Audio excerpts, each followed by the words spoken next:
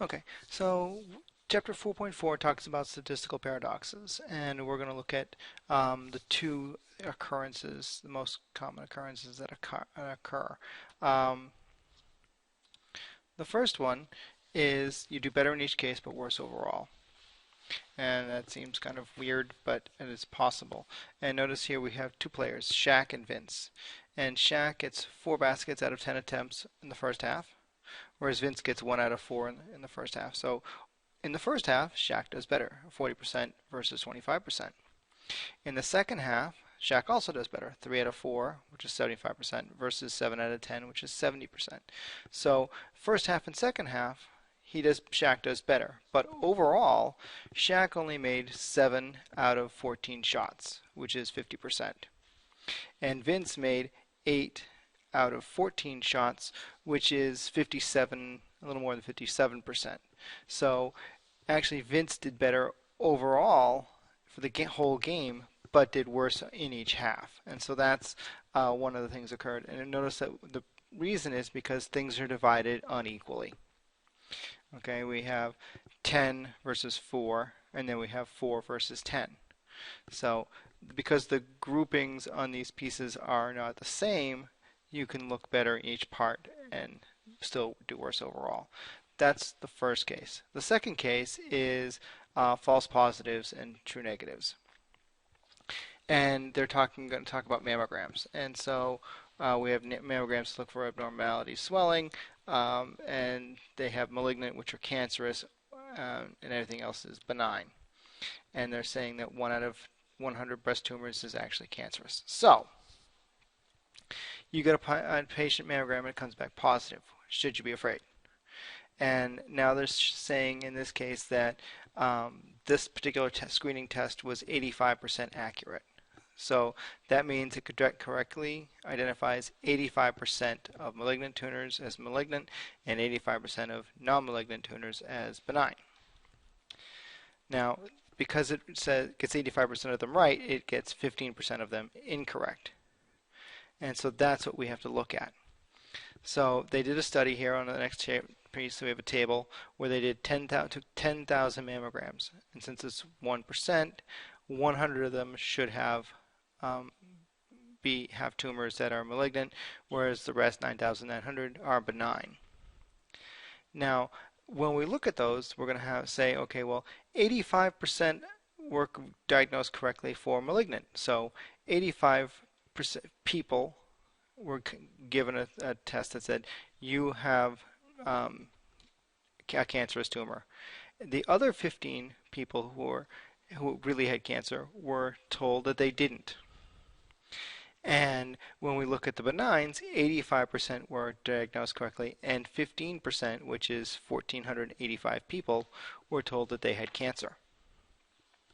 So we have true positives, which are the people who we're looking for. Those are the people who had cancer and we were told they had cancer. We have false negatives, which are people that had cancer but were told that they didn't. We have true negatives, people who were told that they didn't have cancer and didn't. And we have false positives, people who were told that they had cancer and did not. And now when we look across here, we see that 1,570 people were told that they had a cancerous tumor, and 8,430 were told that they didn't. So when we look at these things, we then have to say, well, gee, what is the percent of people who were told that they actually had cancer? And when we look at this number, 1,570, 85 of those 1,570 have cancer. So that's only 5.5% of the actual people who are told they had cancer actually do. And so this is just saying that, we have to look at the accuracy of, the test. And the next one we're going to do is lie detectors. And, they're going to have a little bit better, but we're still going to have issues. So they're saying here, if you have something that's back cancerous, there's still really a smaller chance that you have cancer. The next one here is polygraphs and drug tests. We're just going to do the polygraph one because I definitely you need to see it again and again. Um, so a government job gives polygraph tests to 1,000 people. They assume that 9,990 of them are going to tell the truth, and only 10 people are going to lie. So for the test, it's 90% accurate. Now we have 10 people who lie. We're going to find 9 of them, and they're going to fail, and one's going to pass. And 90% of the people who are telling the truth are going to pass, and 10% are going to fail. So here, that means 891 people who are telling the truth actually pass the test, but 99 people who tell the truth actually fail the test. And so they, instead of giving you a table, they've given you a chart here. We have our applicants, the people who are going to lie, and the people who are going to tell the truth. And we break those up into our 90% and 10%. Well, these here are, this is a true positive. This is a false positive. Sorry, false negative. This is a true negative, and this is a false negative. So if we add these up, we can see that it's going to tell us that 108 people lied. They're not going to get a job. Well, most of those people who were lying were actually telling the truth. Actually, almost 92% of them.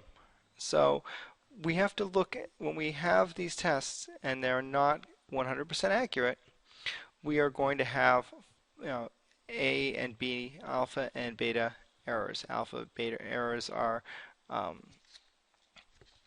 when we have false positives, beta errors are when we have false negatives. So those things are going to come into effect, and we have to be aware of them. And that's all this chapter tells us. Thank you.